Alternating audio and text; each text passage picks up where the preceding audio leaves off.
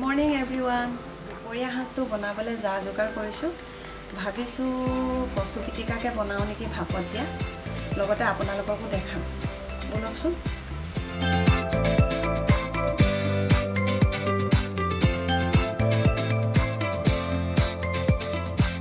ক'লা কচু আমাৰ ইয়াত বৰ হেৰেঙা, চাৰিওফালে পথাৰ যে, তাকে বিচাৰি বিচাৰি আনিলোঁ আৰু কেইডালমান।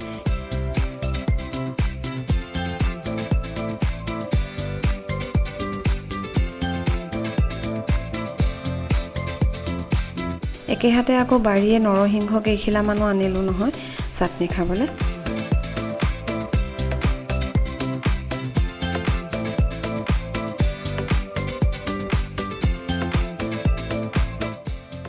বাছি অলপ সময় নিমখ পানীত থৈছোঁ।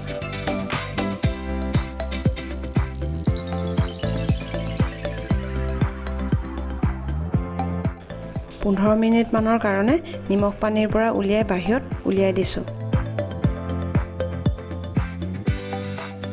এতিয়া জলকীয়া, নহৰু, পিঁয়াজ আৰু বিলাহী ধুই পখালি সৰু সৰুকৈ কাটি ল'লোঁ।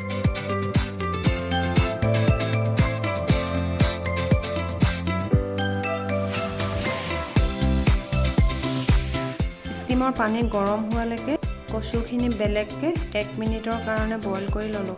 বইল নকৰিলেও হয়, আমাৰ ল'ৰাই খাব যে, খজুৱালে আকৌ দিগদাৰ হ'ব নহয়।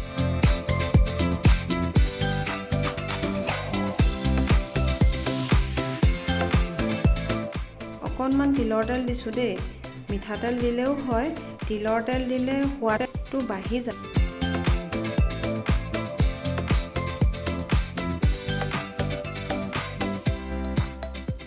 গৰম হৈ গৈছে, এতিয়া 20 মিনিটৰ কাৰণে ষ্টিমাৰত উঠাই দিছোঁ।